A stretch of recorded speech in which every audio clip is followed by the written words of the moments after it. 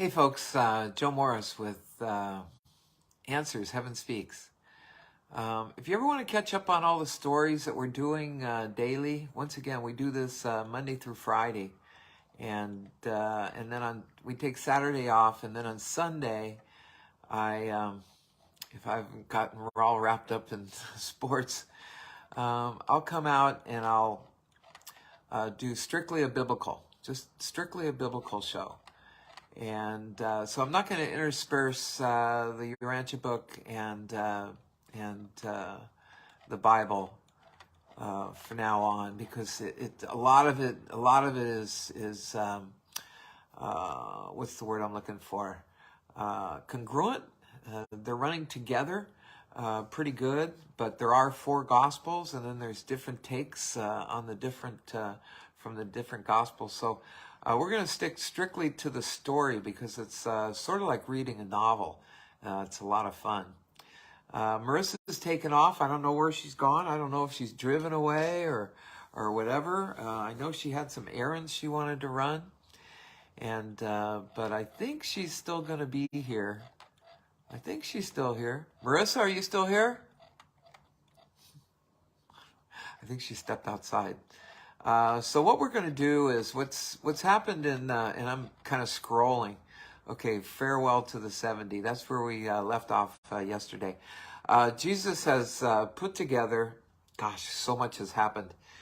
He went down to Jerusalem, and he went to the Feast of the Tabernacles, much to the chagrin of his apostles, because now Jesus had been telling him that he's going to die. I mean, they're going to arrest him, they're going to kill him, and then he's going to come back again. But they don't understand. They don't understand what that means, because nobody has ever done that before. Nobody's ever died and come back.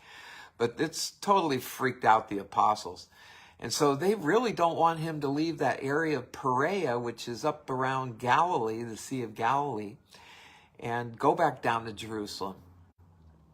Now, I did some checking, and if you drive from Capernaum, which is up there at the northern point, top of Sea of Galilee, if you drive a car from Capernaum to Jerusalem, it takes 2 hours. So from Capernaum to Jerusalem is I think it's like 110 miles. But when he's tromping around the Sea of Galilee, from there down to Jerusalem is about 85 miles. So they're always walking this distance. I even checked on the internet, I checked on Google, how many miles did Jesus normally walk every day? And it turned out that he walked about 20 miles a day. And today, if we can get to it, we're going to find that he's going to bring this, well, what's going to happen is David Zebedee, who is the messenger corps. David Zebedee is the younger brother of James and John Zebedee, who are the apostles. And of course, the son of Mr. Zebedee, who is a great boat builder up there in Capernaum, or Bethsaida, one or the other. I think Capernaum. And David Zebedee, well, Jesus is going to send out the 70. And there's something special in that number with the Jews, 70.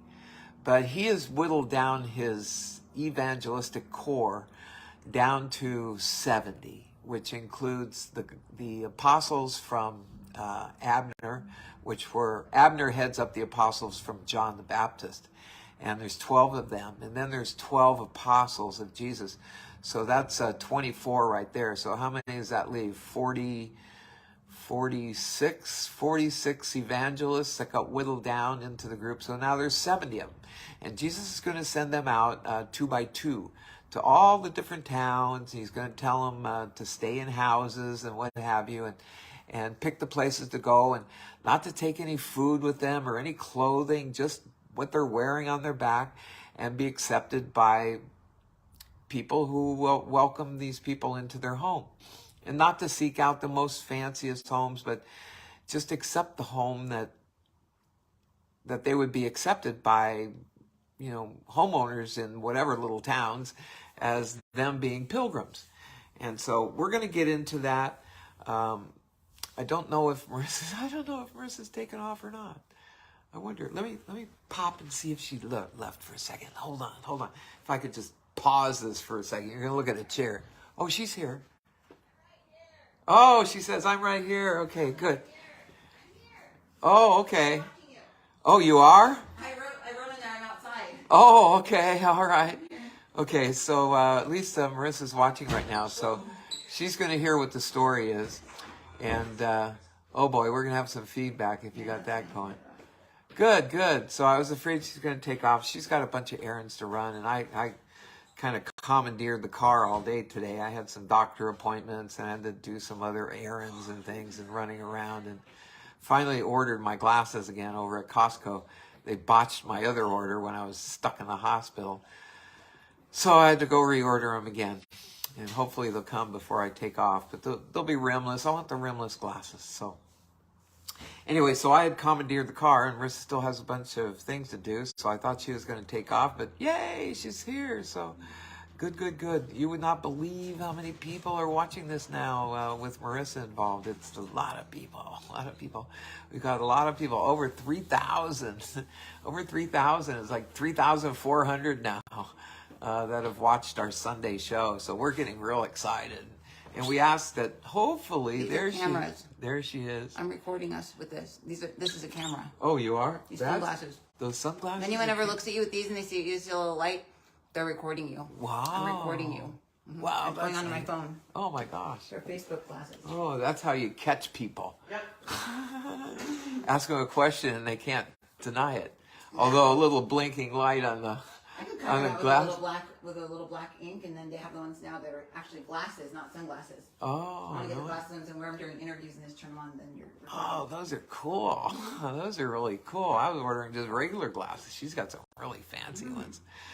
So anyway, we're not going to get into any secular stuff. We're not going to talk about politics. We're not going to talk about what goes on with big pharma or anything like that. But I kind of had some really good conversations with my doctors recently, and they know what's going on. They really know what's going on, sorta. They sorta do. But let's stick to the story because it's so exciting to be here with Marissa. And when we're doing this, all the universe personalities start coming in, so that's a lot of fun. And then Marissa will have something to say when we get done. If not, she'll just say hello and goodbye. And maybe they didn't have anything to add to the story. Because this is just a story. We're just going to talk about a story today. Jesus is going to send out his farewell to those 70 now that he has put together. And he wants to feel comfortable that when he is persecuted, when he is prosecuted and ends up dying, he will feel comfortable that he has established the right people to go out and continue his word. So let's get into it. And then he's going to kind of sneak away from everybody after they set up a camp in Pella. And that's David Zebedee. Remember, he had set something up way up there in Bethsaida some time ago, maybe a few months back. We're up into late December now of AD 29. So think back around August or July. David Zebedee had set up that camp where pilgrims were coming in from all over the place, like 1,500 people, and he set them up in a tent city. So he's going to do that again, but he's going to do it in Pella. At least for many is maybe somewhere between 500 and 1,000 people. That will follow the ministers. The evangelists are going to go out and they're going to minister a little bit and they're going to heal. They're given the power to heal now from Jesus. So they're going to go out and they're going to heal minor illnesses, and that's going to pick up new pilgrims. They're going to want to follow him in to see the rock star. The rock star is Jesus, of course. Everybody wants to meet Jesus. I mean, I wish I could meet him, to tell you the truth. In a way, I do, through our channeling, but sure would be nice to see his face and just have him talk to us. Marissa's lucky. She gets to see him. He's here all the time. Oh, you're lucky.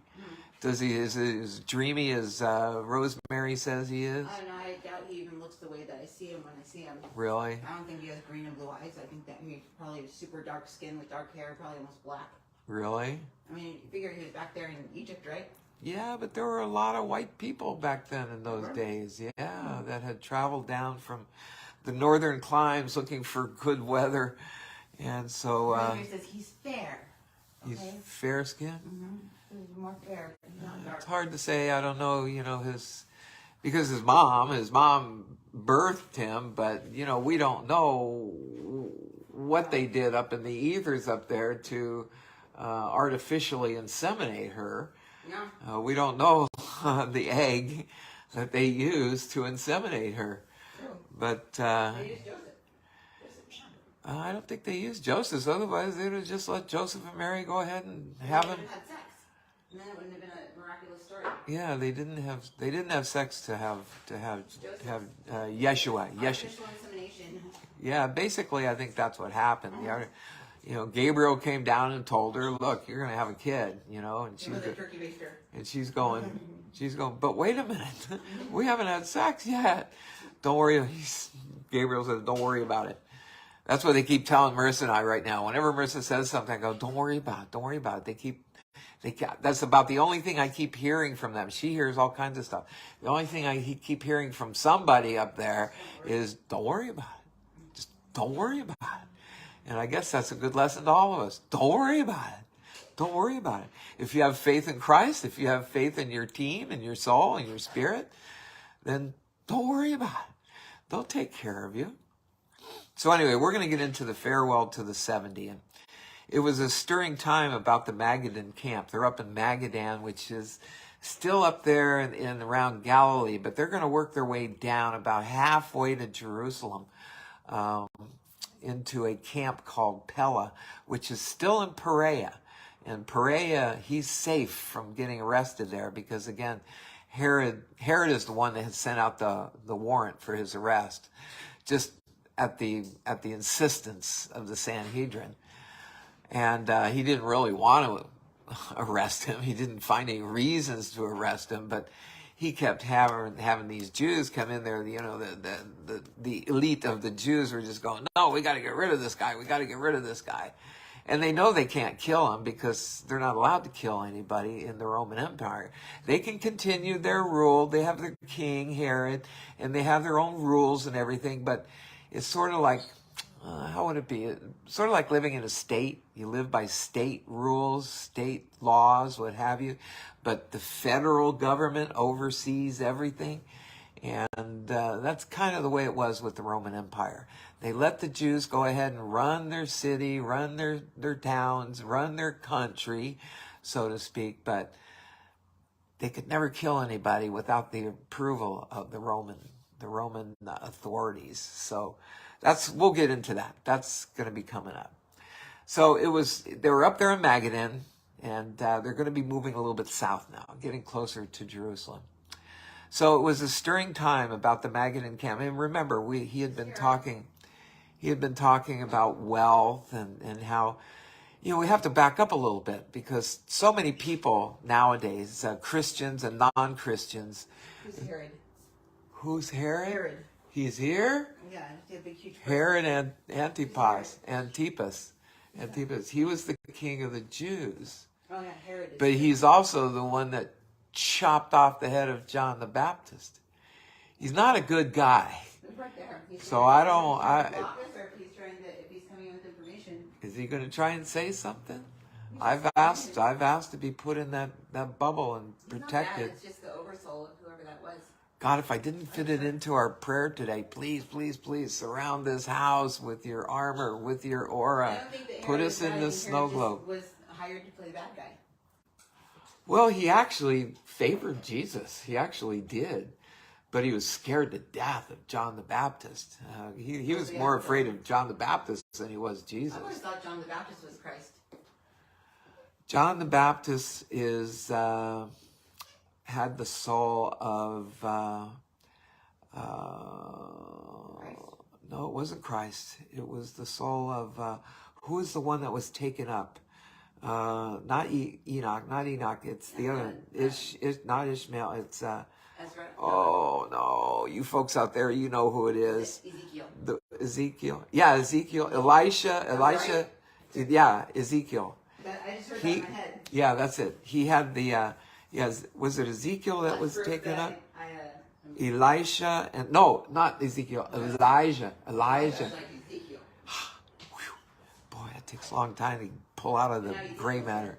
What's that? Now Ezekiel's here. What is Ezekiel? All of them. Well, Ezekiel was a prophet, and the prophets are they were all loved by the Jews, but they killed them first. Everybody they loved, they killed, and then they went, "Oh, I don't think we should have done that." Oops. So it was. I always wanted to say Isaiah, but it's not. It's who was it? Hurry, blanked. Ezekiel, Elijah. Yeah, Elijah. Now, if Elijah came in, that'd be really cool, because Elijah is who Jesus met in the. When he had the transformation, I forget exactly what it's called, the something of transformation.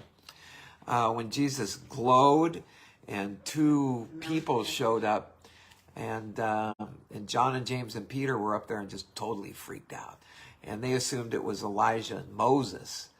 And it turned out it was actually Gabriel and I think Emmanuel that met him at the Mount of Transfiguration. So anyway, let me see. What was I really going to say? I was going to say, many people today, especially non-Christians, they like to bring up Jesus to throw back into the Christians' face to say, well, Jesus was a socialist. He wanted everybody to get rid of their money and give it to the poor. So he was a socialist. Well, no. If you go back in our story, you'll know that Jesus actually traveled in one caravan, remember? And he was the tutor to the son of the caravan owner. And then after that, they went back to India. Somebody else hired him to run an entire caravan for a year. This is when he was in his 20s. And they would buy and sell goods, buy and sell. I mean, that's what caravans did. Totally capitalistic. And Jesus used to have his own woodworking shop where he would make yokes, all kinds of things people needed. So he ran his own business. Plus he ran in two caravans. No, the only people he wanted to give up all their worldly possessions were the people that were intimate to him, that traveled with him, because they didn't want to be sidetracked. They didn't want to be sidetracked by their possessions or what have you. In fact, Marisa and I talked about this. Should we turn the camera horizontal or leave it vertical? And I said, if we turn it horizontal, then I'm going to be detracting from you while you're doing your thing, and you're going to be detracting from me when I'm doing my thing, because that's natural for your eyes to be going back and forth. So I think it works out better. We continue to do this in the vertical, and then so I'm on here when I'm on here, and when Marisa comes on, it's Marisa. Marisa's on here, and neither one of us will take either space. So anyway, they've left the. Let's see. Oh, you got that one plugged back in, don't you? Okay. Yeah, it just told me, watch out. I don't know if I've got enough battery there. Anyway, that's okay. Marissa's going to print out some things. No, I'm not going to print anything out. I was just seeing if it worked. Oh, okay. So anyway, they're up there in the Magadan camp. They chose the 70, and now they're going to be sent out on this ministry. Don't worry about it. Her printer over there is making a few clicks. So let's get into the story. I don't want to babble forever here. So it was a stirring time about the Magadan camp, the day the 70 went forth on their first mission. Now they've been training. Jesus has been training his apostles for like 2 years now. But he's been spending a lot of time up there in Magadan and teaching them on, well, actually Peter's the one that actually taught them what to preach and what to say. But Jesus kind of wraps it all up here very shortly. So early that morning in his last talk with the 70, Jesus placed emphasis on the following. The gospel of the kingdom must be proclaimed to all the world, to the Gentile as well as the Jew. Now, what we had read in the Bible on Sunday was his admonitions, his instructions to his 12. And if you remember, when he originally sent out his 12 to start doing some little ministry, he said, don't go to the Gentiles. Stick strictly with the lost sheep. of the Jews. But now he's saying, go out to everybody. Go to everybody. Number 2, while ministering to the sick, refrain from teaching the expectation of miracles.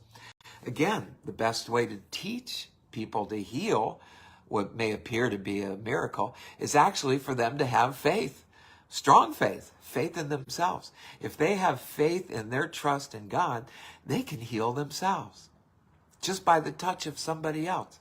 What's that religion nowadays where preachers go up and touch somebody, they fall over and they're healed or whatever? If it truly is true that they're healed, it's because those people had so much faith in the pastor that he was delivering miracle to them from God. Then that's really what does it. That's what really heals you, is actually your faith. So number 3, proclaim a spiritual brotherhood of the sons of God, not an outward kingdom of worldly power and material glory. Strictly the kingdom of heaven. Don't be talking about material things or political power. Number 4, avoid loss of time through overmuch social visiting and other trivialities which might detract from wholehearted devotion to preaching the gospel. In other words, don't stand around and just kind of socialize with people. Do what you have to do and then move on. Move on to somewhere else. Number 5, if the first house to be selected for a headquarters proves to be a worthy home, abide there throughout the sojourn in that city. Number 6, make clear, this is Jesus' instructions. He says, make clear to all faithful believers that the time for an open break with the religious leaders of the Jews at Jerusalem has now come. In other words, he's saying, stay away from all those Pharisees and Sanhedrin people because they hate you. They don't like you at all. They think you're upending their own religion. So Jesus tells them, break from them right now. As of now, stay away from the religious leaders. Number 7, teach that man's whole duty is summed up in this one commandment. This is the overriding rules over all the rules that the Jews have. And it's the rule that we need to love by today. And is love the Lord, your God, with all your heart and soul. Do his will. And with all your mind and soul, and your neighbor as yourself. So love your neighbor as yourself. Very hard thing to do. Then in parentheses, it says this they were to teach as man's whole duty in place of the 613 rules of living expounded by the Pharisees. So the Pharisees are out there teaching all the old rules, And Jesus boiled it down to 2, just 2. 1, love God with all your heart and soul, do his will. And the other is love your neighbor as yourself. Hard thing to do. And we've got a few exceptions to that. And Jesus has talked about it. If you really can't love that neighbor because that neighbor is evil in nature or whatever, you try to convince him otherwise to not be that way. And if it doesn't work, bring 2 more people with you and try it again. If that doesn't work, take him before the church or the authorities. And if that doesn't work, then just walk on by. Just walk on by. Say a prayer. Say, okay, I hope God helps that guy out. And then walk on by. Just walk on by. You don't have to love him anymore. I guess you have to love him in a way. You have to love it that he has a soul. It's just that his soul just doesn't have any means to take over the mental mind of certain humans. Humans just don't want it. They don't want to know that they got a soul. They don't want to be guided by anything special. They want to do everything on their own. That's why humans run into problems all the time. So when Jesus had talked thus to the 70 in the presence of all the apostles and disciples, Simon Peter took them off by themselves and preached to them their ordination sermon, which was an elaboration of the master's charge given at the time he laid his hands upon them and set them apart as messengers. And we read that on Sunday. Peter exhorted the 70 to cherish in their experience the following virtues. So Peter's telling them, number 1, consecrated devotion, to pray always for more laborers to be sent forth into the gospel harvest. Get more sowers. Again, it's the parable of the sower. Dropping seeds. Get as many sowers as possible. He explained that when one so praised, he will more likely say, here am I, send me. And he admonished them to neglect not their daily worship. Peter goes on, he says, number 2, true courage. Courage. You can imagine, these guys are going out, they're out there in the belly of the beast, ministering something new around Gentiles who have lots of gods, and around Jews who have, yes, the Father, but they got lots and lots and lots of rules. And the Jews aren't liking them too much. So Peter says, have true courage. He warned them that they would encounter hostility and be certain to meet with persecution. Marisa and I feel that ourselves because, like I say, we're kind of in this thing called bridging the gap between Christianity and spirituality. And when we started on this mission 11 years ago, the Christians didn't want to have anything to do with what I was doing. And the spiritualists didn't want to hear about Jesus and church and Christ. And so we were kind of like an island out there. We just didn't really have an audience. We didn't have anybody. We just had ourselves and our belief. And, of course, Christ on our side as well. So it's taken a lot of courage on Marissa's and my part as well to continue doing this because we're pissing off the Christians. But I think the spiritualists are truly coming around. I think a lot of spiritualists are closet Christians, maybe, or closet Jews as well.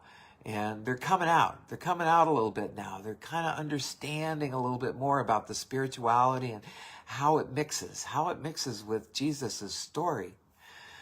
So Peter told them their mission was no undertaking for cowards and advised those who were afraid to basically step out, go away, before they even started. But no one withdrew. None of the 70 left. Number 3, faith and trust. They must go forth on this short mission wholly, unprovided for. They must trust the Father for food and shelter and all other things that basically they would need. Number 4, zeal and initiative. Use some initiative. They must be possessed with zeal. Excited, kind of excited, excited about what they're doing, not being just dry, like dry reading the Bible and just fall asleep. They must be possessed with zeal and intelligent enthusiasm. They must attend strictly to their master's business.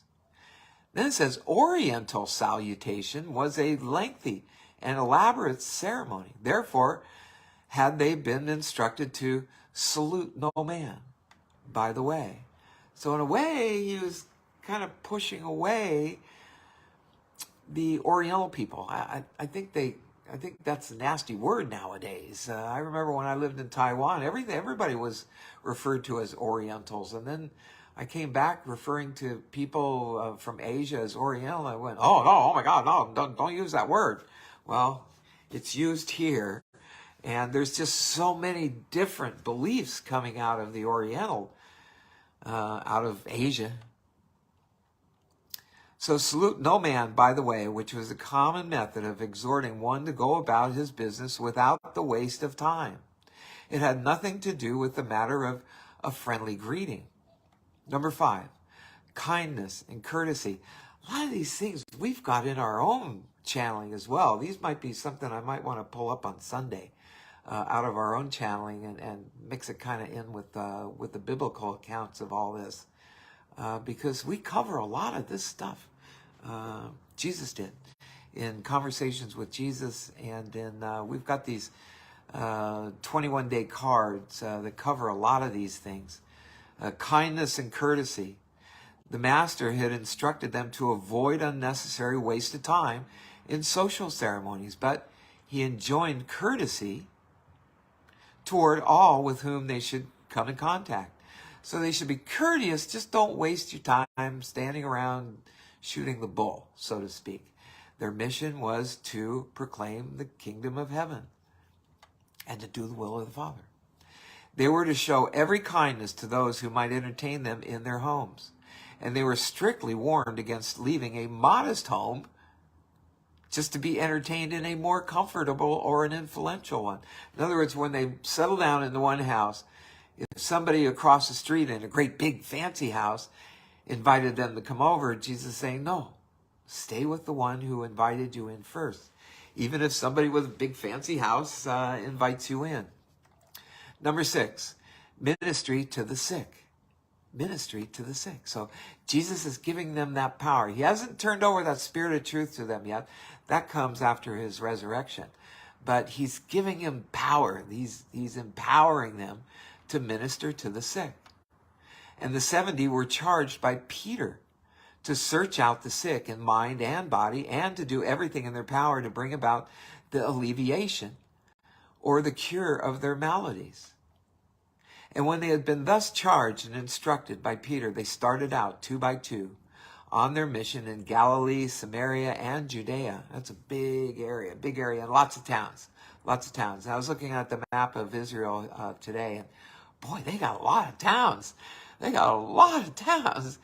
Israel. So although the Jews had a peculiar regard for the number of 70, the Jews had something about this number 70. In the Bible, though, they talk about the 72. Here they talk about 70. So I'm not sure. I don't know how to bring those two together. Sometimes considering the nations of heathendom as being 70 in number. Maybe at that time there were 70 heathen nations. I don't know. And although these 70 messengers were to go with the gospel to all the peoples, still, as far as we can discern, these are the midways talking now, it was only coincidental that this group happened to number just 70. Certain it was that Jesus would have accepted no less than half a dozen others. So it could have been like 76, but that's how it got whittled down. But they were unwilling to pay the price of forsaking wealth and families. Probably even more than a half a dozen. Could have been at least a dozen, maybe more. So now they're going to move on down to the camp in Pella. And Jesus and the 12 now prepared to establish their last headquarters in Perea. Again, they're safe in Perea, near Pella, where the Master was baptized in Jordan. Okay, that's where Jesus was baptized, in the Jordan. And it's about halfway between the southern tip of the Sea of Galilee and the northern tip of the Dead Sea. So he's about a little more than a day and 5-hour walk, I think, from Jerusalem now in Pella. So the last 10 days of November were spent in council at Magadan. And we know that because our timeline has already really gone up to December 29th. So in November, they spent at council in Magadan. And on Tuesday, December 6th, the entire company of almost 300 started out at daybreak with all their effects to lodge that night near Pella by the river. They had some pilgrims with them, people who had followed some of these evangelists into the camp. So there's now about 300 of them. But still, the ones that were going to be actually going out and teaching, I don't like the word preaching, teaching, was 70 in number. And this was the same site, Pella, by the spring that John the Baptist had occupied with his camp several years before. So they're going to set up camp right there where Jesus had been baptized by John along the Jordan River in an area called Pella. So after the breaking up of the Magadan camp, David Zebedee, remember, he's the one that's got the messenger corps, and they're almost like the Pony Express. I mean, they got runners, and they can send out messages that can get to somebody in a day easily that might be 80 miles away, because these guys are runners. They're runners. They run from one place, pass along the note. Next guy runs, passes along the note, and then eventually gets to Jesus. So David Zebedee returned to Bethsaida, way back up there in Galilee, and began immediately to curtail the messenger service. The kingdom was taking on a new phase. Daily, pilgrims arrived from all parts of Palestine, and again, all of Israel in that day was called Palestine. And even from remote regions, and there were areas. There was a northern area, which was Judea, and the southern area was Israel. So they're coming from all parts of Palestine, even from remote regions of the Roman Empire. These are pilgrims, people trying to find Jesus. Believers occasionally came from all the way from Mesopotamia. Mesopotamia is Iran of today, and from the lands east of the Tigris. That would put even east of that. That's heading out towards India. Maybe taking in Pakistan and Afghanistan of today. So east of the Tigris. Accordingly, on Sunday, December 18, David, with the help of his messenger cord, loaded onto the pack animals the camp equipment, then stored in his father's house, with which he had formerly conducted the camp of Bethsaida by the lake. Bidding farewell to Bethsaida for the time being, he proceeded down the lake shore and along the Jordan to a point about 1/2 mile north of the apostolic camp. And in less than a week, he was prepared to offer hospitality to almost 1,500 pilgrims. Now that's how many he had done in way up there in Bethsaida. He had housed, and think of it like a tent city, about 1,500 pilgrims. Now he's getting ready to set it up again. So the apostolic camp could accommodate about 500. The apostolic camp would accommodate about 500, but David's going to set up a camp that can hold about 1,500 people. So this was the rainy season in Palestine, December, and these accommodations were required to take care of the ever-increasing number of inquirers, mostly earnest, who came into Perea to see Jesus and to hear his teaching. David did all this on his own initiative, setting up that camp, though he had taken counsel with Philip, the apostles Philip and Matthew, at Magadan.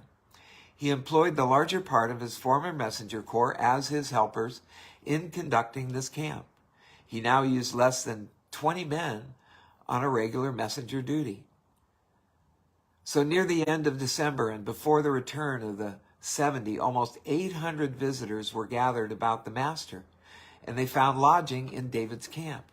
That's so cool. So now we'll get to the return of the 70. The 70 have gone out, they've done their thing, and now they're going to come back with the apostolic corps in Pella to be around Jesus. So on, and that was between December 6th, or it might have been the 19th, up to now December 30th. So on Friday, December 30th, while Jesus was away in the nearby hills with Peter, James, and John, Peter, James, and John always were accompanying Jesus. No wonder Peter and Jesus are so close. The 70 messengers were arriving by couples, accompanied by numerous believers at the Pella headquarters. All 70 were assembled at the teaching site about 5 o'clock when Jesus returned to the camp. This is so cool. This is a story. The evening meal was delayed for more than an hour. Gee, their meal was delayed for an hour. They didn't even fit this in. Wow, they had to wait an hour to eat. While these enthusiasts for the gospel of the kingdom related their experiences. And David's messengers had brought much of this news to the apostles during the previous weeks, but it was truly inspiring to hear these newly ordained teachers of the gospel personally. They were coming back and telling the stories of what happened. You know, did they heal people? Were they teaching people about the kingdom of heaven? Were they accepting the teachings? And so now they're coming back and they're all excited. They're going to be all around the master and want to tell him what happened and all their teaching during the last 2 weeks, whatever. So they wanted to tell how their message had been received by hungry Jews and Gentiles. At last, Jesus was able to see men going out to spread the good news without his personal presence. So the master now knew, Jesus knew, that he could leave this world without seriously hindering the progress of the kingdom. So that was a big relief for him. That was a big cloud off his shoulders, because he was afraid that people were just going to just dumb themselves down after he was gone, and this teaching would never move on. Well, it has. It surely has. So when the 70 related how, quote, even the devils were subject, unquote, to them, they referenced to the wonderful cures that they had wrought in the cases of victims of nervous disorders. Nevertheless, there had been a few cases of real spirit possession relieved by these ministries. And referring to these, Jesus said, "It is not strange that these disobedient minor spirits should be subject to you, seeing that I beheld Satan falling as lightning from heaven." That was up on Mount Hebron, remember? When Jesus said, no, no, no, no, no, stand behind me. Stand behind me. I am not going, you, Satan, are not going to give me all the kingdoms of the world. Just because you think you own them to worship you. He said, no, no, no, no, no. Satan, you stand behind me. He didn't kill him. He said, just stand behind me. Be after me. So spiritual battle is ongoing, ongoing, ongoing. So Satan falling as lightning from heaven, but rejoice not so much over this. This is Jesus. For I declare to you that as soon as I return to my Father, they all didn't want to hear that, but he's keep reminding them. He says, we will send forth our spirits. That's going to be the Spirit of truth. We will send forth our spirits into the very minds of men so that no more can these few lost spirits enter the minds of unfortunate mortals. Oh my God. Although that's what's happening all over our world today. We've got all these evil spirits that have inhabited the minds of those people who are in charge of this world right now. We call it the Luciferian rebellion. That's why the Christ explosion is so important. The battle has got to take place.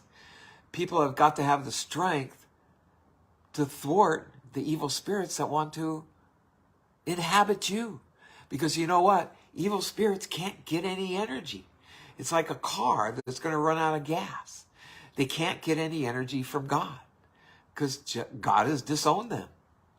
So the only way they can get energy is if they can invade your space, if they can take your energy from you. So if you leave yourself wide open, you can be inhabited by an evil spirit. How many times do these kids, these crazy kids, go out and kill up all these people? And then after he's killed all these people, if he hasn't been killed himself, he goes, I didn't mean it. I don't know. I don't know why I did it. It's because they're infested. They're inhabited by evil spirits telling them, hey, go kill some people. Go kill some people. Don't forget, there's a spiritual battle going on right now between God and Satan. God and Satan. It's probably Christ and Satan. Satan wants your soul. Satan wants your soul so that you can be delivered into his kingdom. God wants your soul too. The two of them are battling it out right now. They're battling it out for you. For you. I rejoice with you that you have power with men. This is Jesus. But be not lifted up because of this experience, but the rather rejoice that your names are written on the rolls of heaven, and that you are thus to go forward in an endless career of spiritual conquest. That was Jesus.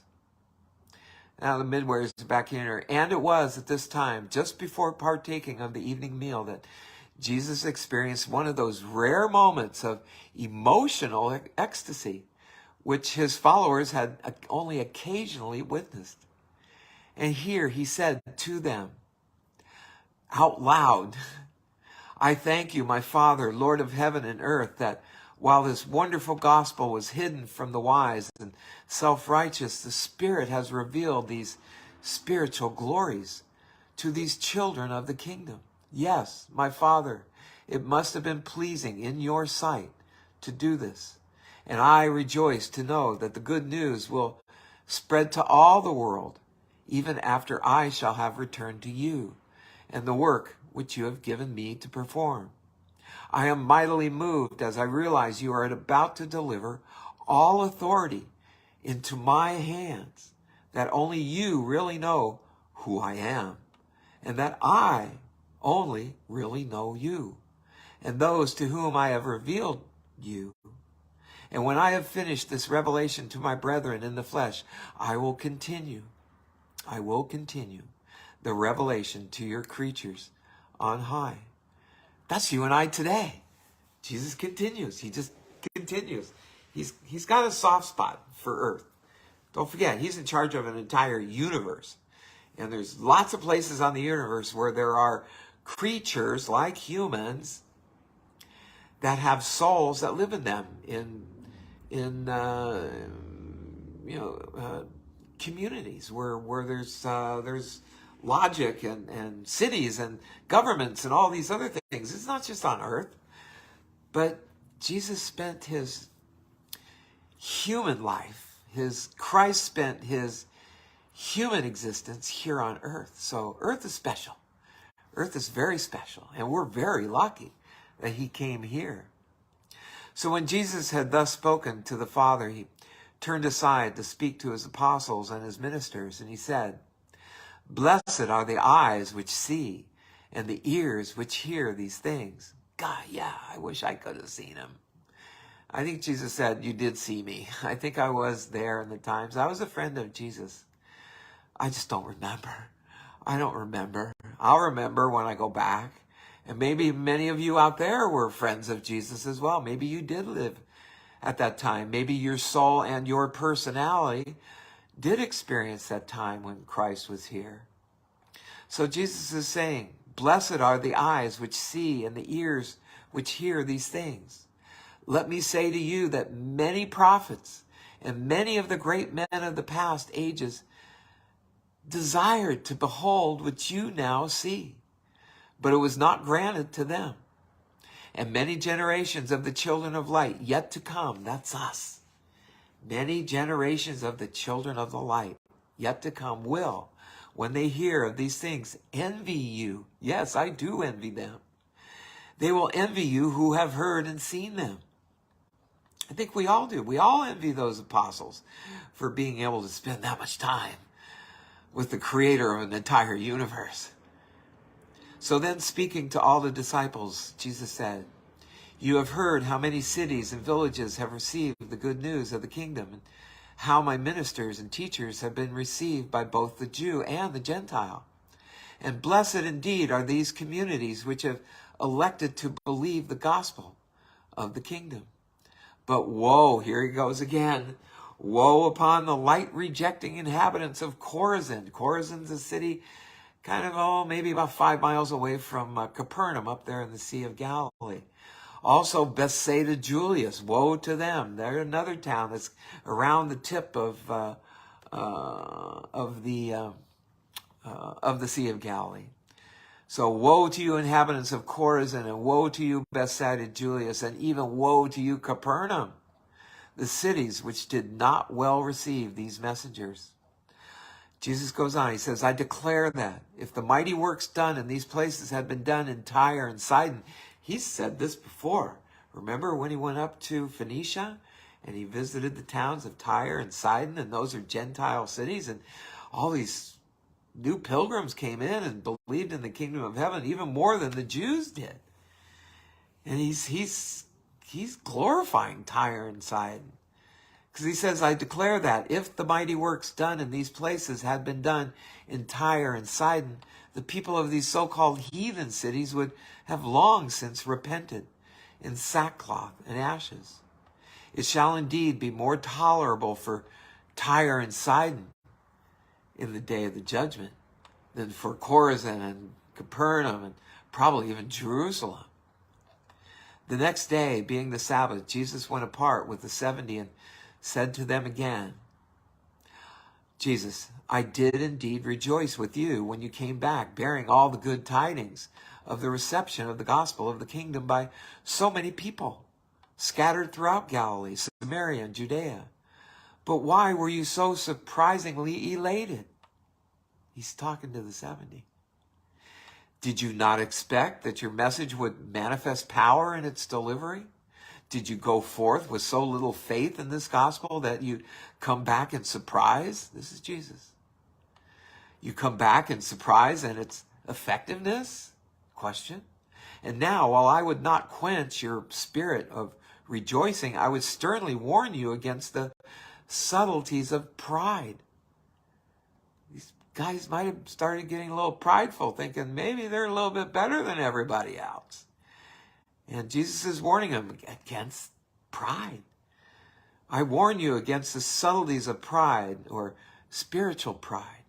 If you could understand the downfall of Lucifer, the iniquitous one, you would solemnly shun all forms of spiritual pride. Again, Lucifer was one, basically, of the 12 oversouls. He was the light of light. He was the morning sun. He was the morning light. What was it? What was it? Morning star. The morning star. Yeah, he's the morning star. But then he got a little bit too big for his britches. He decided, well, I can be as good as God. And then he kind of basically swearing against God. That's being iniquitous. When you say, up yours, God, that's, you don't want to do that. Seriously, you don't want to do that. Because there isn't much places to go when you become an iniquitous person, especially if you have accepted Christ and then you turn against him later. That's iniquity. That's a no-no. That's no. You don't want to do that. So he says, if you could understand the downfall of Lucifer, the iniquitous one, you would solemnly shun all forms of spiritual pride. He goes on. He says, you have entered upon this great work of teaching mortal man that he is a son of God. That's what we're doing. That's what Marisa and I are doing. You're all sons of God. You're all sons and daughters of God. And you're even in better stead if you do his will. And do that with the Holy Spirit within you. He goes on, he says, I have shown you the way, so go forth to do your duty, and be not weary in well-doing. To you and to all who shall follow in your steps down through the ages, let me say, I always stand near.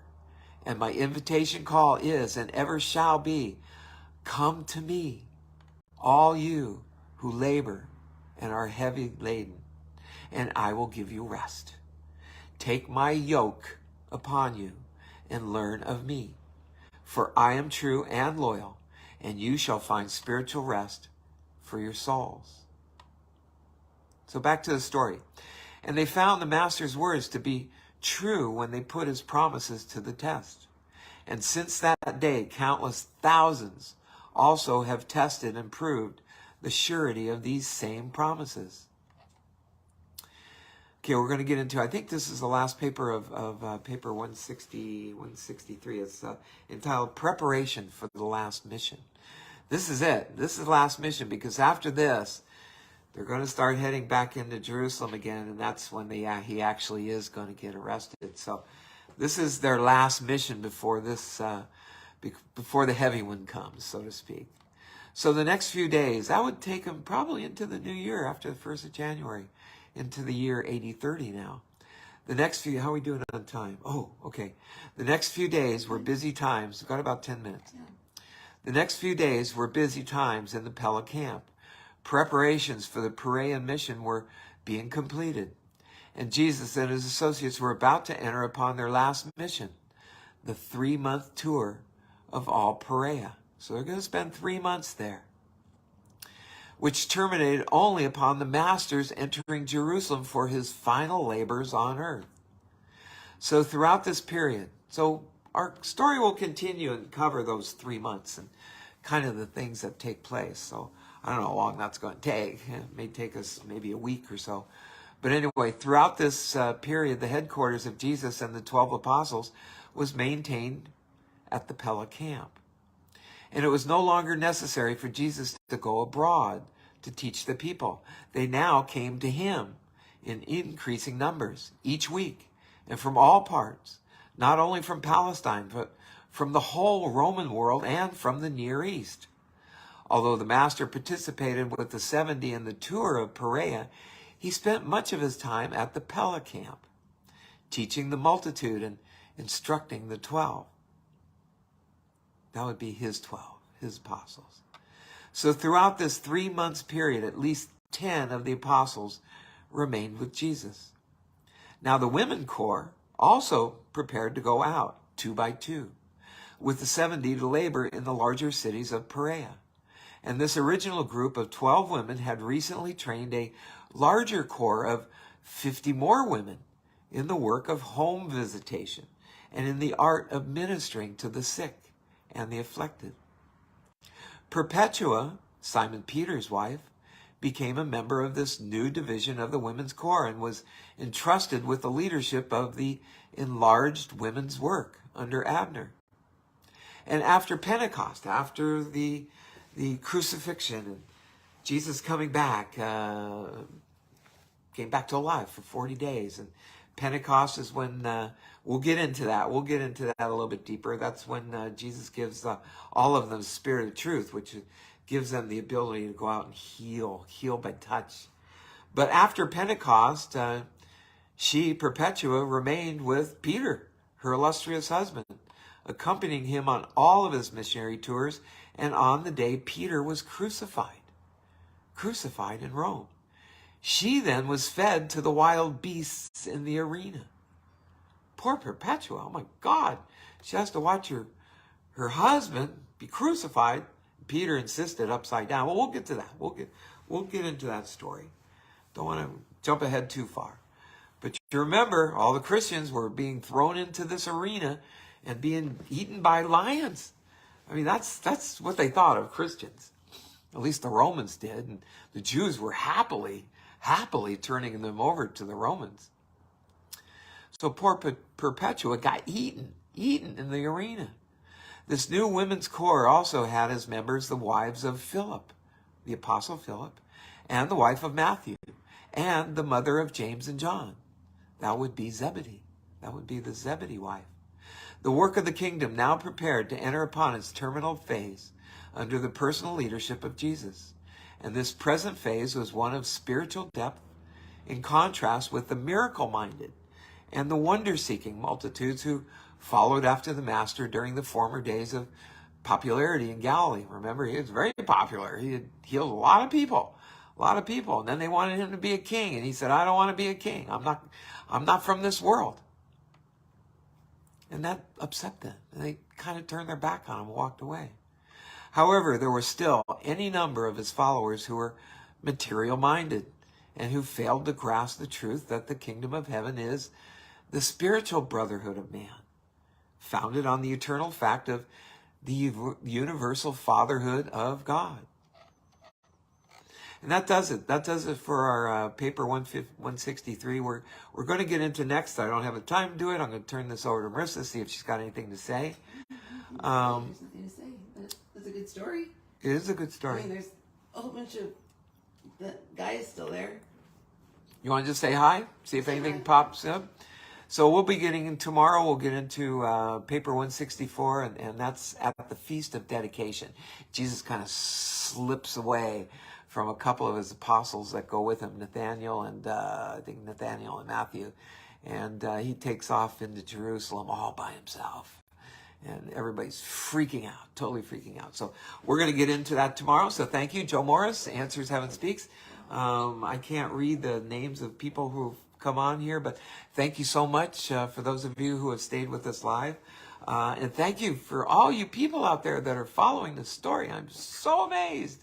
I am just absolutely amazed.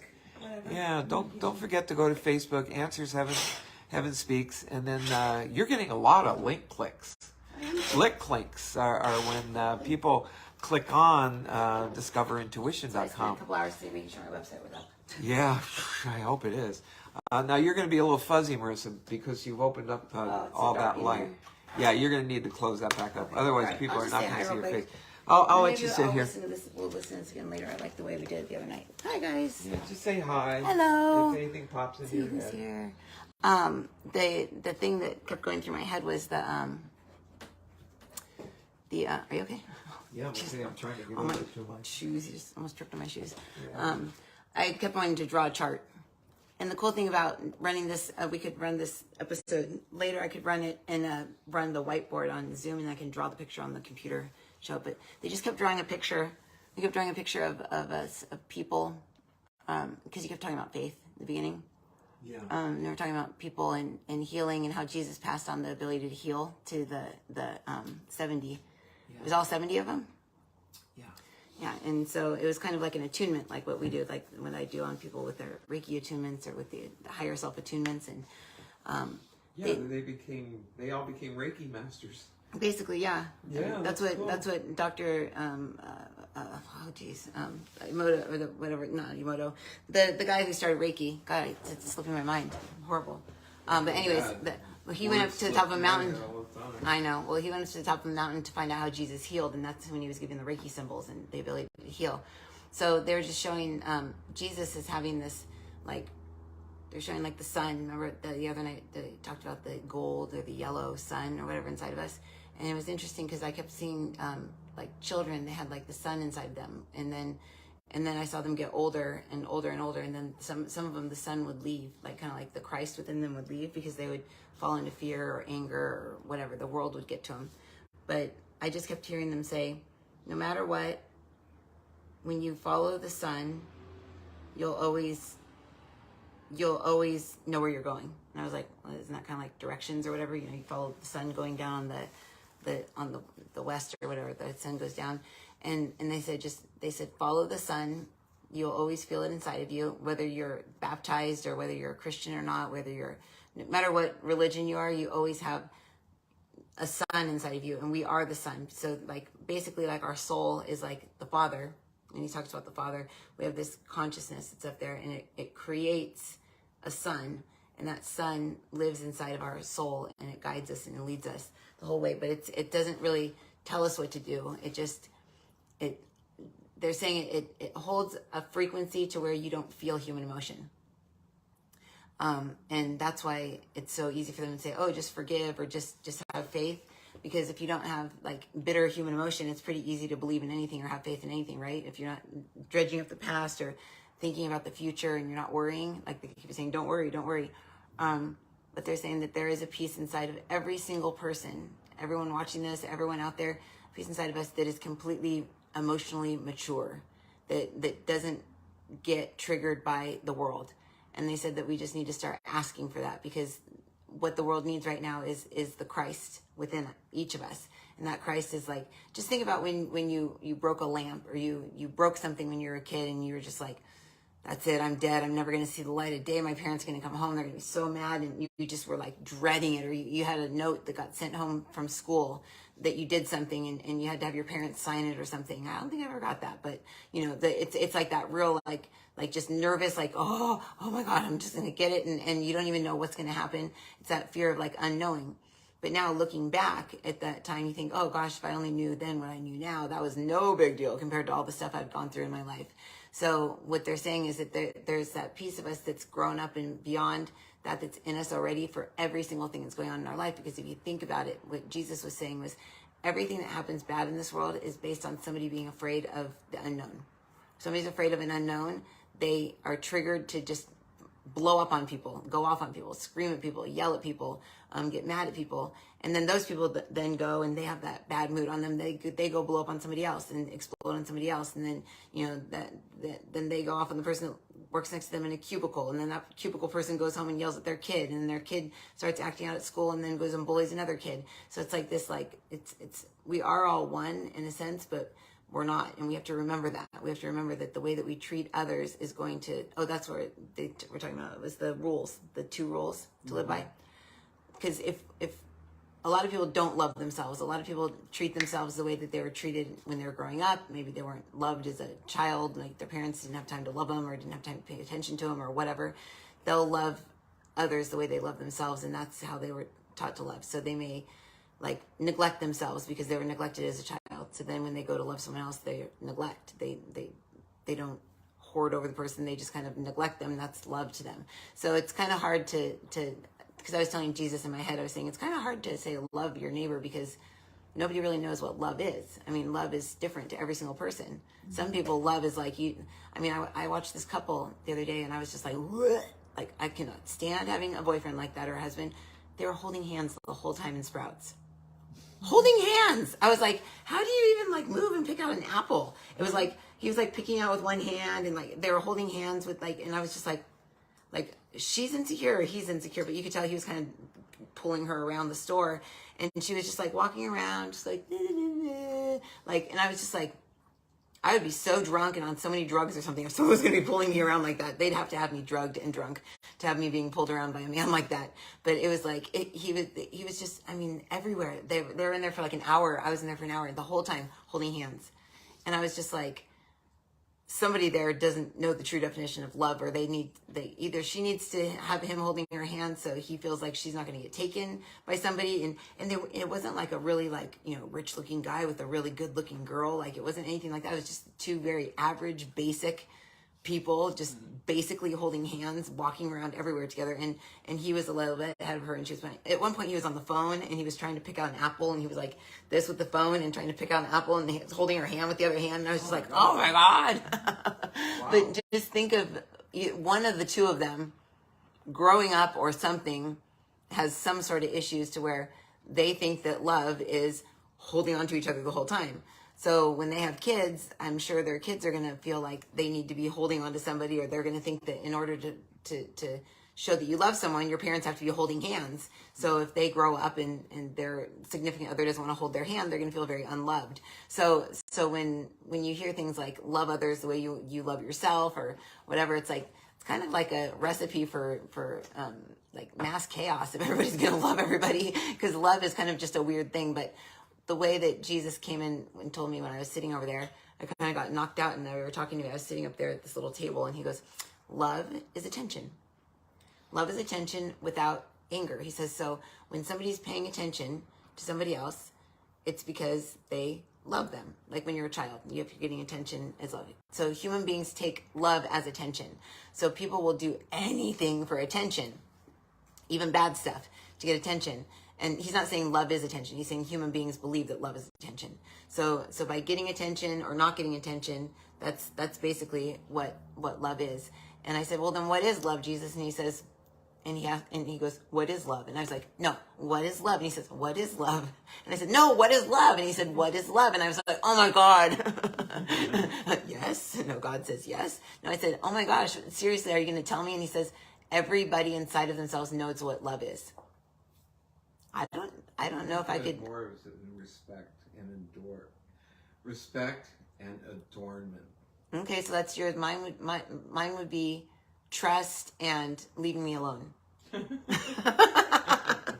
Like trusting me to do what I need to do and not asking me about it a million times and not hovering. So everyone's love is different. I think who was it said that love has something like 33 different definitions? Oh, I can imagine. Yeah, there's like 33 different, I don't know which language it's in. But... Peter says, love is flowers, and that's why love dies. He's over here with like flowers, but he's going, if you want someone to know that you love them, you give them flowers. What better to do than to give them a dying plant? Peter's being so funny. But no, Peter actually just said something that's very smart. He says, love for God, most people think of God as a genie. They go, oh, God, rub my lamp, and okay, God, what do I want today? This is what I want. And he says, you ask a genie for help, you're going to get a genie. He says, you can't be asking God for things the way you would ask for a genie. He says, you have to love what it is that you want. And then that's when it will become. He says, this is where we get into it with wealth and money and loving, because you can love the way you feel when you have enough money to cover your bills, and you don't have to worry about, where the money's going to come for your next, house payment or the electricity bill or whatever. But you have to think of the way that you feel when you're secure with that, when you're not in fear. And he said that's love. That love is when you don't feel fear. Interesting. Just that's it. When you don't feel fear, he says, not necessarily safe. He says, when you feel secure and you feel a part of and you feel included and you feel at one with your life. That's when you feel truly loved. That's kind of true, huh? That's pretty good, Peter. Pretty good. He goes, thank you. He says, so when we look for a relationship, when we get into a relationship, when we start to feel like that security, that person is going to be taken away, we get very afraid, and we start to either push that person away to make them go away quicker so that we won't feel the feeling of having that security taken away. So love is security, and when you're in love with someone, you're not necessarily in love with that person, you're in love with the way that you feel with that person. So it's not just like a one person thing. He says, love the way that you feel when you're in love. He says it's not lust. It's not, ooh la la, they're so attractive and oh la la la la. He says that's lust. But the being in love with someone and feeling secure with someone and just knowing that they're there, he says that's love. And in friendship, it's the feeling of neutrality, like you don't have to worry that they're going anywhere. So he says the very first heartbreak our consciousness ever experiences as a soul is when we get broken off from God, because we know we will never get put back there. We'll never go back, and we'll never be one with God again the way we were, because now we're off on this mission for eternity to learn and grow and experience and then become our own creator, our own God, and then break little pieces off of us. So he says the first heartbreak, he's saying the very first heartbreak is the separation from that which we came from, and that which is love. And that's completion, that's togetherness. He says, however, the fact that we are broken from that which is love, and we are love, gives us the opportunity to become all that we are, all that we ever will be, and all that we ever were, and create new life, create new beings, and create new worlds. Because that's what everything's about. That's what creation is about. It's creation, is making things, is living and experiencing everything that we've made in this world. And so he says, stop searching for love. Ask yourself first what love is inside, and then you'll find love. He says, stop looking for money. Ask what it is that you want to feel from having the money, and then ask to feel that. Ask God, ask Christ. Ask the piece of you that is mature, that is spiritually, mentally, and emotionally mature enough to know and understand the emotions of being wealthy or being in love or having that house or that car or having those kids or whatever. Emotionally mature enough to feel love and be able to give love to those things without it being bad. You know, I want to have $1 million, and I want to know what it feels like, what I would feel like to have that money. And if it's not love inside, if it's not completion, if it's not security, then teach me how to feel that, or make me want something else. And that's kind of what we have to ask God, because everybody's wants and desires drive them in life. And sometimes the wants and desires drive people to want to make $1 million, and then they get the $1 million and they end up committing suicide anyways, or they end up just not wanting to be there. They think, oh gosh, all that, and now I don't have anything. It's because, he says, it's because they've never known love inside, and they are not willing to accept love inside. So ask Christ into your heart. Ask Christ consciousness. If you don't want to do Christ, ask the Christ consciousness as a golden heart. Ask this golden metallic like heart into your heart. Pull it into your heart and ask that all the darkness within you that's been hurt, that's been torn away from you, that you've lost love, that you've lost money, you've had experiences, you've had trauma. Ask that the golden heart of Christ fill the space inside of you now that is empty and that is lost. And as this golden heart expands throughout your entire body, allow it to expand up all the way through your entire body until it's surrounding you, and just know and understand that Christ is you, is in you, is all around you, and the love of the Father, the love of the Mother, the love of all of your soul, all of your soul family, everybody, anyone that you've ever known, will know, have known, that love is inside of you, and don't be afraid to let the love in. In fact, ask now that heart be opened up, and allow all the love that has been sent to you throughout your lifetime to be let into your body now, because many of you have completely blocked the love because you don't want it. You don't want it. You don't want to send it. You don't want the love because it hurts. It hurts you because you're afraid you're going to lose it. But know and understand that if you can ask each day to allow the love in that you didn't see as love, maybe you saw it as criticism, or you saw it as nagging, or you saw it as something other than love. Ask now to each day to allow that love into your heart, and then that will then raise your vibration, raise up your frequency to a point where you can heal yourself. You cannot get sick when your body is in a love resonance, where your body feels loved. The parts of your body that get sick are the ones that don't feel loved. They feel isolated, and they feel empty, and they feel alone. And that is all we have to say today. let love in, let love shine, and allow Christ to do Christ's job. And that is to teach you the emotional maturity to know that I did break that lamp. My parents are probably going to be pretty upset. I didn't mean to do it. I'm not going to feel guilty. I'm just going to say I'm sorry, and that's it. But that never happens like that. The kids feel guilty, then they get down on themselves, and then they get in trouble, and then they hang on to it, and they remember breaking the lamp, and then they feel guilty, and then the next time the parents get a lamp, they don't want to go near it because they don't want to break it. So there's just all of these things that get imprinted into us out of fear of what other people are going to feel, and that's the unknown. So when you're feeling the unknown, when you're feeling stressed, when you're feeling unease, just ask Christ, ask your soul, your I am, to step in and to help you to feel at ease, and to help you to not see the future, but to know that the future is going to be okay. Because when you have faith and when you have that Christ consciousness within you, guiding you and leading you each day, allowing the love into your life, you can't go wrong. Because even if something really bad happens that you would think is bad, it won't be bad. You'll say, oh, I learned something from that. Oh gosh, yeah, okay, that wasn't that bad. But if you look at it from the other point where there's no love in you and you think everyone's against you, nothing can ever be good when you feel everyone's against you.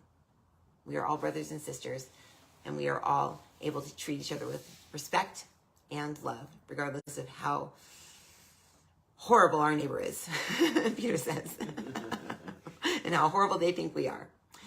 Okay, and Jesus says, and it is good. He says, and it is good, and it is so. We bless you. And then he went like this, whoosh, and I went boom, like that. And he did me back kind of like those, you were saying the healing people? Uh-huh. He just did that to me and went like boom, and I went, ugh, like my energy body went backwards, and I went, oh, thanks. And he says, yeah, I just had to heal that thing on the back of your head because my head's been hurting. Like that. My head doesn't hurt. I finally remembered the thing that was from yesterday that God had said. Verily, verily? No, oh. God said when Jesus was getting baptized, he said, this is my son whom I'm very well pleased. Very well pleased. Oh, that's right. Yeah, you thought of that last night. I just couldn't come up with that. I could remember the well, I could remember the please, but I just couldn't put it together. So I know, I can never think of it when I'm on camera. Before you finish, if you could just say hi to those who actually came on live. Mama's on here. Hi, Mama. Tell the kids, did the kids see me? To love when you, she says, return to love when you feel fear. But it's very hard to when you're in fear to be like, oh, let me just feel love. I just want to feel love. But if we can ask the piece of us in our mind that's already there, that we already have access to step into us and just say, step into me now, piece of me that already knows the outcome to this, and just help me to feel something other than fear, unknowing, then it just goes away. And that's what they were saying about the attunement is when they got taught to heal. These 70 just got brought into a place within themselves where they were not in fear, where they just felt, and that's why they couldn't have like the outside belongings and stuff, because they'd have a fear of, oh, what if my money gets stolen, or what if this gets taken, or what if this family member gets sick? Then I'm going to just be so upset if something happens to them. So he was trying to find people that were unattached to other things, not because they were bad things, but just because their focus needed to be on what they're doing. Yeah, like I try to channel, and then the kids come in, and it's like I'm no longer a channel, I'm now mom. Yeah. So I drop down into my lower chakras because I'm like trying to get grounded and trying to work with the kids and stuff. So it's nice to be able to take a little tiny bit of a break and come over and channel and stay connected to the ethers. But then back to Vegas will be like back into the everyday run of whatever. Mama's there. Let's see, Marisa. Oh, hey, Marisa. And then there's Marisa Carter. 2 Marisas. Wow. 3 Marisas with me. That says Sid, I think. Jessica. There's lots of people in here. Rachel, I haven't seen you in forever. Hey, girl. Werner, hey. You guys better come to class tomorrow night. See you on here. You better be at class. If you guys can't afford to come to class, remember, just let me know and we'll give you a coupon code to get into class, okay? Don't ever not come to class because of money. And then Jose. Werner. There's Werner again. Okay. Yeah, I think I got everybody on here. And then Rosa. Hi, Rosa. Oh, is that Rose or Rosa? My eyes are so bad. No, but let's talk about my glasses again one more time. Where are these things? You guys got to see them. They're the best. Where are they? Oh, your sunglasses? Yeah.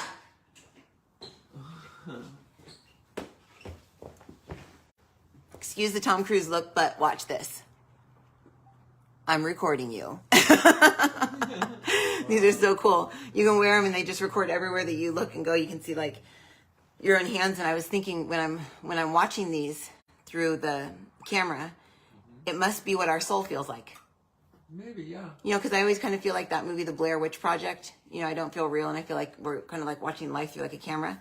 But you watch life through these eyes after the fact, and I feel like I'm my soul, kind of like reviewing my life. And so it's kind of cool. I wear these on my head. Me and Demi each got a pair. Demi was like, I don't understand these. What's the point? She's Gen Z. I was like, oh, you need them to be like this then, huh? Because the younger generation are all like the selfie like this, and she didn't really get why you would have glasses pointing outward. I was like, no, now, but me being the person that likes to be on camera, I got her a pair so that she could wear them and video me. Oh, man. So we both got a pair, but it was funny because she was like looking at them going like, which way did they tape? I don't understand. It was really funny. Anyways, okay guys, well, yeah, these glasses are fun, and they come in like actual glasses, like with like the clear lens. So I want to get those too. And they record like at a minute at a time. So if you see anybody with one of these little lights on there and they're talking to you, they're recording everything that you're saying. So don't incriminate yourself. Okay. All right, guys, I will see you later. Yeah, we'll see you tomorrow for sure. Yeah. Yep. Oh, and class tomorrow night is, I'm going to do 7 to 9. It'll be here out of California. If anyone's local, like, you know, Christina and you guys, please call me so that we can arrange coming meeting.